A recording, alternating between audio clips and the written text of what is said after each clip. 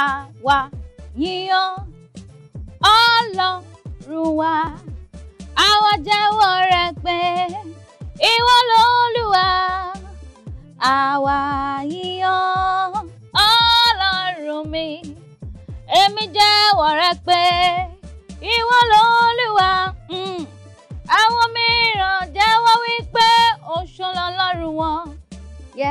Àwọn mìíràn jẹ́wọ́ wípé àjẹ́ l'Ọlọ́run wọn. Èmi Ọmọlára Olúbọ̀ mo jẹ́wọ́ wípé olórí ayé l'Ọlọ́run mi. Èmi jẹ́wọ́ rẹ̀ pé òun l'Olúwa. Ìránṣẹ́ Ọlọ́run àkọ́kọ́ tí mo gbé wá wọ́n sọ̀rọ̀ nípa ìgbàgbọ́ nínú Ọlọ́run. Ìkejì sọ̀rọ̀ nípa ìgbàgbọ́ nínú Ọlọ́run. Ìkẹta sọ̀rọ̀ nípa ìgbàgbọ́ nínú Ọlọ́run. Kí wá ni ìgbàgbọ́? Kí là ń pè ní ìgbàgbọ́? Ṣé o ní ìgbàgbọ́? Ọlọ́run ló lè ṣe o. Ọlọ́run ló lè ṣe o. Onígbàgbọ́ o. Ọlọ́run ló lè ṣe o. Bàbá mi ló lè ṣe o. Ọlọ́run nìkan ló lè ṣe. Ìgbàgbọ́ nínú Jésù kì í dójú tì ní o. Ìgbàgbọ́ nínú Ọlọ́run kì í dójú tì èmi. Ó wáyé tèmi nínú ilé. Ẹ káàbọ̀ padà sórí ètò Miliki Express lórí Orísun. Fáfáni àwọn tí wọ́n ṣe ń darapọ̀ pẹ̀lú wa tó ẹ ti miss o ṣùgbọ́n ẹ pàdé wa lórí YouTube www.youtube.com/orisun TV. Ẹ máa wo gbogbo nǹkan tá a ti sọ lónìí lọ́lọ́kọ̀jọ̀kan ẹ wò lórí YouTube. Àlejò mi tájọ kẹsẹ̀ tó lẹ̀ lónìí bàbá Gbogunmi láti ìlú Àkúrẹ́ olóyè mẹ́kọ. Bàbá ẹ bàbá ń káwọn ará lé. Gbogbo ẹ̀yin ará lé àsọtẹ́lẹ̀ jáde láti orí òkè pọ̀ọ́lẹ̀. Bí Ọlọ́run ti ń bẹ tẹ́mi rẹ̀ ń bẹ láàyè. Ọjọ́ tí òjò bá ti rọ̀ sórí koríko á jí. Bẹ́ẹ̀ni. Ẹ gbọ́ pẹ̀lú àṣẹ ni mo fi sọ. Bí Ọlọ́run Babalọ́lá ti ń bẹ tẹ́mi rẹ̀ ń bẹ láàyè. Gbogbo alágbára tí ń bẹ́nu lẹ́yìn tí ń fi kú wá ọ kiri.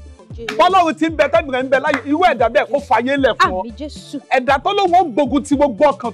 tó nífẹ̀ẹ́ ètò yìí Miliki Express lórúkọ Bàbá ní ti Ọmọ àtẹ̀mí mímọ́. Irú alágbára bẹ́ẹ̀ áńgẹ́lì tó ń bínú kó lè kúrò láyé. Àmín Jésù. Olúwa sọ fún mi bí a ṣe wọ̀n di 8 oṣù tá a wà yìí oṣù ìjọ oṣù Joshua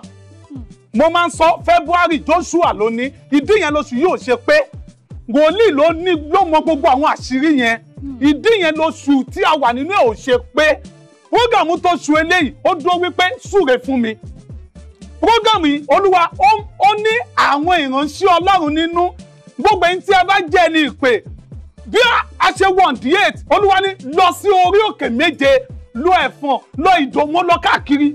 mo bá lọlé Olúwa ló gbọ́dọ̀ lọ sílé má ti ibẹ̀ yẹn kọjá sí ìlú Èkó yìí máa bọ̀ lórí program Miliki Express pẹ̀lú ìtọ́ni Ọlọ́run èmi sọ pẹ̀lú àṣẹ láì jẹ ata láì jẹ ko bí Ọlọ́run Babalọ́lá ti ń bẹ tẹ́mi rẹ̀ ń bẹ láàyè níwájú ẹni tí èmi dúró mo sọ kò ń ṣe ohun tó rọrùn kí ènìyàn kú fún wákàtí 14 mo wà ní ìlú Benin mo ń ṣe ìsọjí kan níbẹ̀ mo ní dókítà tó bá jẹ́ ògbójú dókítà jáde wá kó wá tẹ̀sì mi wò orí tí mo fi ní ásídẹ́ǹtì wákàtí 14 tí mo fi kú aṣọ àlùfáà white tí mo wọ̀ wọ́n yá nílùú Benin àwọn èèyàn bẹ́ẹ̀ sì ní pin mọ́ àwọn lọ́wọ́ pásítọ̀ yẹn ó lé àwọn èèyàn sẹ́yìn wọn gbà wọ́n aṣọ àlùfáà mi mo ṣètìrán mi ni wọ́n pin àwọn ènìyàn pin wọ́n fi nu ojú ara wọn èmi ò sọ nípa mi mo ń sọ nípa ìgbàgbọ́ nínú Ọlọ́run nítorí pé Jésù ló ṣe gbogbo ọkàn tó ń gbọ́ mi ìbọn rẹ̀ jáde kúrò lórí òkè ẹ gbọ́ gbogbo ń tẹ́tí létí látọdún yìí láti òní lọ ẹ máa lọ mú gbogbo ọkàn tó wà nínú ilé pátá ẹ gbọ́ gbogbo ogun tó fi ń júwe rẹ lórúkọ Jésù Ọlọ́run kó gbé mi lónìí kẹrí àánú gbà Jésù Olúwa wa. Àmín àmín àmín lórúkọ Jésù. Ìgbàgbọ́ nínú Jésù kì í mọ ìdójútì ni ẹni tó bá gbẹ́kẹ̀lé Jésù ojú kò ní tì í rárá abániṣe abánigbẹ̀rù ayé ẹni mà ló jẹ́ gbẹ́kẹ̀lé kó rí ojú rere Olúwa ọ̀rẹ́ ta ní gbẹ́kẹ̀lé rẹ Jésù ní gbẹ́kẹ̀lé mi. Dádì kí lẹ mú wá fún wa lóṣù yìí. Olúwa ń sọ fún mi wípé ògo ń ṣòfò ní Nàìjíríà ọ̀pọ̀ àwọn ènìyàn ní ògo lórílẹ̀‐èdè yìí bí ẹlòmíì bá ronú tó bá sọ̀rọ̀ kalẹ̀ ẹ̀dẹ̀ máa sunkún fún un tó ń sọ jáde lẹ́nu àwọn èèyàn ní ògo lórílẹ̀‐èdè yìí ẹlòmíì níṣẹ́ ló yẹ káwọn ènìyàn máa sìn nígbà tí mo wà nílùú Àbújá mo sun ẹkún ògo ń ṣòfò lórílẹ̀‐èdè yìí ṣùgbọ́n wọn ní wòlíì olóòótọ́ ohun tó pa mí lákún jù nìyẹn ṣùgbọ́n adúgbò Ọlọ́run wípé Ọlọ́run ti wá fi àyè fún mi nílùú Àbújá báyìí ní oṣooṣù ẹ máa rí mi nílùú Àbújá ní oṣooṣù lẹ máa rí mi. mo dúpẹ́ Ọlọ́run fún oore tọ́lọ́run ṣe àti gbogbo àwọn tó wá rí mi nílùú Àbújá họ́ọ̀lù tí a gbà àtàwọn tó wá rí mi àtàwọn ọmọ tó sanwó òtẹ́ẹ̀lì yẹn mo dúpẹ́ lọ́wọ́ Ọlọ́run lórúkọ Jésù ọ̀run á bùkún yín ilẹ̀kùn àánú á ṣí fún yín. kí ni bógàmù tó ṣe ni pé ẹ súre fún mi Olúwa ní súre fún gbogbo ènìyàn inú àwẹ̀ mo sì wà àwẹ̀ mo dẹ̀ máa gbé wọbẹ̀ mo ti sọ fún gbogbo àwọn ènìyàn orí àpáta ni àwọn tó bá lógun ló ń lọ sórí òkè níbi tí àwọn ènìyàn ti sọ wípé mi ò sọkún mọ́ níbi tá a ti ń pa ègún àti ẹkún rẹ́. Ọlọ́run á ti gbé ogun mi. ibẹ̀ là ń pè lórí àpáta ibẹ̀ ni Olúwa gbé mi tẹ̀ mi ò mọ̀dí tó lọ́ọ́ ṣe ní gbọ́ orí òkè ni kò lọ dálẹ̀ orí òkè gbogbo ìgbà tí mo bá ìjọ méje ṣiṣẹ́ ṣọ́ọ̀ṣì méje tí àwọn CAC gbé mi káàkiri gbogbo ibi tí wọ́n ti gbé mi káàkiri tó orí òkè náà ni ìgbà tí màá gbé ìjọ tèmi kalẹ̀ láti dá dúró orí àpáta lọ́rùn ti gbé fún mi nítorí náà lÓlúwa ṣe gbé bógàmù ilé kalẹ̀ òun ni súre fún mi kò sí ohunkóhun nínú ẹ̀ ṣáárí ń tí a pè ní àwa ìránṣẹ́ Ọlọ́run ogun máa ń dojúkọ àwọn ìránṣẹ́ Ọlọ́run báyìí nítorí èṣù ń bínú báyìí èṣù ń ṣe àwọn ìránṣẹ́ Ọlọ́run lọ́gbẹ́ ìwọ tó bá mọ̀ pípé ẹni àmì òróró Ọlọ́run ni ọ́ wá rí mi ní orí òkè yẹn on the 25-26 arábìnrin kan wá ó ní bó ń gbàdúrà sórúkọ kan ó kọ orúkọ yẹn lẹ̀ ó wá dà róbóróbó mo lè mi ò mú tálí no orúkọ ẹni tó fẹ́ dárúkọ ẹ̀ fún mi ìyẹn là ń pè ní wòlíì mo máa sọ ẹ̀dá bó ṣe jẹ́ máa sọ fún ọ wá rí mi lórí òkè máa wà lórí òkè ní 25-26-27 tó bá ti di 28 mo ti wà ní travel gbogbo àwọn ènìyàn tó fẹ́ rí mi súre fún mi ní àkórí prógàmù eléyìí Olúwa ló ń fẹ́ yí ìpín padà àwọn ògo tá a ti gbé sínú pósí ògo tá a ti gbé sínú bòjì àwọn adé ológo tá a ti gbé sínú ẹlòmíín sunkún fún ògo ẹ̀ ṣùgbọ́n kan wá ní wípé mo máa ń sọ ìran dá o mo máa ń sọ fún gbogbo ènìyàn ìran dá ṣùgbọ́n ohun tó lágbàá jù ni wípé kéèyàn rí solution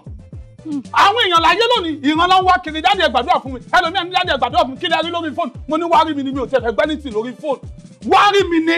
ọ̀rọ̀ tèmi kúnlẹ̀ mi ò ní ìdá tí máa sọ wípé kí ni ogun tó bá wí tó lù ọba ti sọ fún mi ègbé ni fún ẹni tó bá wí nígbà tọ́lọ́run kò wí kì í ṣe pé má jẹ̀mú tèmi ni ó ti bá rí sọmọ ní báyìí mo rí ó tí mi bá rí máa sọ pé mi ò rí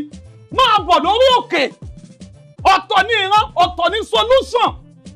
ọ̀tọ̀ ní ìran mo máa ń sọ fún àwọn ènìyàn tó o bá gbọ́ ìran tí ò rí solution lọ́wọ́ wòlíì ẹnìyàn apẹ́ nínú ogun ṣùgbọ́n kí wòlíì yẹn sọ ìran fún ẹ kó dẹ̀ fi solution tí ìyẹn ni bókàmù ọjọ́ mẹ́tẹ̀ẹ̀ta máa bọ̀ pẹ̀lú àwẹ̀ àti àdúrà èmi náà wà lórí òkè pẹ̀lú àwẹ̀ ìkọ̀ọ̀kan mo máa ń dá àwọn èèyàn lóhùn lórí òkè ní ìlú Àkúrẹ́ ìlú Àtìlára Olúbọ̀ ibẹ̀ lọ́lọ́gbọ̀n mi tẹ̀dọ̀ sí ìlú Àtìlára Olúbọ̀ ìlú Àkúrẹ́ CAC orí òkè Gbogunmi ní ìlú Àkúrẹ́ ibẹ̀ ni mo wà ẹ fẹ́ rí mi lọ́sàn-án ní àárọ̀ ní alẹ́ àwẹ̀ ló ń jẹ tèmi òun ni mi ò ṣe lómi lára báyìí àwẹ̀ ló ń jẹ mi mo ṣe parí bíbí ọjọ́ mẹ́sàn-án ni mo ti wà nínú mi báyìí torí náà gbogbo àwọn ènìyàn tó fẹ́ rí mi mo wà ní orí àpáta níbi tí Ọlọ́run tó fi ń fagilé ẹkún ènìyàn wá rí mi lórí òkè ẹ dẹ̀ mọ̀ wípé rere ni Olúwa. dádì nọ́mbà wo ni àwọn èèyàn lè pè yín sí. gbogbo àwọn tí wọ́n fẹ́ pè mí ẹ lè pè mí sí ẹ̀rọ ìbánisọ̀rọ̀ yìí 080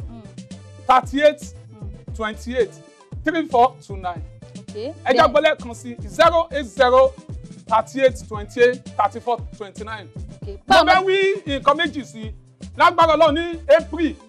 ìlú Kaduna mo bá wa sọ ẹ̀rí mi níbẹ̀ àwọn ìjọ lákọ̀ọ́pẹ̀ mi ní ìlú Kaduna bí mo ṣe kú fún wákàtí mẹ́rìnlá mo ti sọ fún ògbé ènìyàn ẹ mú àwọn kí ló ń pè kámẹ́rà láti wá gbọ́ ọ̀run àpáàdì ṣé àkúdàáyá wà lóòótọ́ mo fẹ́ tú àwọn àṣírí tó lágbára ṣé òtítọ́ làkúdàáyá wà kí ni àwọn òkú mi wà wọ́n máa ń borí wọn àwọn òkú mi wà kí ni ìdí tí àwọn òkú fi máa ń faṣọ kọ́fà orí gbogbo àṣírí mo fẹ́ tú nílùú Kaduna ẹ pàdé mi níbẹ̀ ẹ dẹ̀ rí i pé rere ni Ọlọ́run. ṣùgbọ́n kan bẹ́ẹ̀ láyé mi èmi kò fẹ́ mọ́ látòní lọ ọba tó wo ṣùgbọ́n Jábésì wo ṣùgbọ́n ayé mi àìlówólọ́wọ́ ṣùgbọ́n ní ẹ wo gbogbo ṣùgbọ́n tó ń bẹ nínú ayé ọ̀pọ̀lọpọ̀ Ọlọ́run á bá wa parẹ́ ọdún yìí ọdún ayọ̀ ọdún ìṣelógo ló máa jẹ́ fún gbogbo wa. mo fẹ́ fẹ́ léyìí pé gbogbo ènìyàn pátápátá sí concert tí Ọlọ́run ní kí n gbé kalẹ̀ ó morin kọ ó morin kọ máa bọ̀ ó jẹ́ olórin ẹ̀mí ó kì í ṣe olórin ẹ̀mí máa bọ̀ tó bá tiẹ̀ jẹ́ pé ó jẹ́ olórin ẹ̀mí tó yẹ pé ó fẹ́ kí Ọlọ́run ti ibì kan kó fi gbé ẹ lọ́wọ́ sókè ó fẹ́ kọrin orin tó mọ̀ kọrin ó fẹ́ fi yin Ọlọ́run wọ́n ṣáà máa bọ̀ wákàtí méjì ni la máa fi kọrin la máa yin Ọlọ́run gbogbo olórin ẹ̀mí pátápátá tó wù láti darapọ̀ pẹ̀lú mi tó fẹ́ kájọ yin Ọlọ́run ní March 6 ẹ̀yin ẹ máa bọ̀ ẹ pè mí àbí kẹ́ ẹ wá pàdé mi nílé ìjọsìn wa náà ṣé rí chọ́ọ̀chì bàbá mi Akínọlá Ìbòsí Ọlá ní Òṣòdì náà ni ẹ̀yin pàdé mi ńbẹ̀ kájọ yin Ọlọ́run kájọ fi ọpẹ́ fún Ọlọ́run torí pé nínú ìyìn ni Ọlọ́run ń gbé ìwọ tó jẹ́ olórin ẹ̀mí tó fẹ́ darapọ̀ pẹ̀lú mi tó fẹ́ kájọ yin Ọlọ́run ní March 6 ní ìlú Òṣòdì lẹ́kọ̀ọ́ ń bí ẹ̀yin ẹ ṣáà ti pè mí sí 07086562208 gbogbo ẹ̀yin tó fẹ́ ṣèpolówó ọjà náà pátápátá ẹ̀yin ẹ pè mí sí nọ́mbà yẹn náà 07086562208 ẹ fẹ́ kí ìránṣẹ́ Ọlọ́run pásítọ̀ yín wòlíì yín káwọn náà wá bí Folúkẹ́ Dáramọ́lá Sàlàkọ́ bó ṣe gbé mọ́mì wá sí orí ètò lẹ́ni ẹ̀yin náà lè gbé pásítọ̀ tí yín náà wá sórí ètò lẹ́ni kẹ́ máa gbé wọn wá ẹ̀yin ṣáà ti pè mí sí nọ́mbà yẹn náà ẹ pàdé mi ní orí Facebook náà Lára Olúbọ̀ orí Instagram Lára Olúbọ̀ 12 lórí Twitter Lára Olúbọ̀ 1 ẹ bá fẹ́ gbogbo ṣe wa pátápátá lọ́lọ́kọ̀ òjọ̀kan ẹ̀yin pàdé wa ní www.facebook.com/orisuntv bẹ́ẹ̀ náà ní www.youtube.com/orisuntv gbogbo ẹ̀yin tẹ̀lé nínú ilé káwá fi rẹ̀ pàdé o lọ́sẹ̀ tó ń bọ̀ ó dàbọ̀.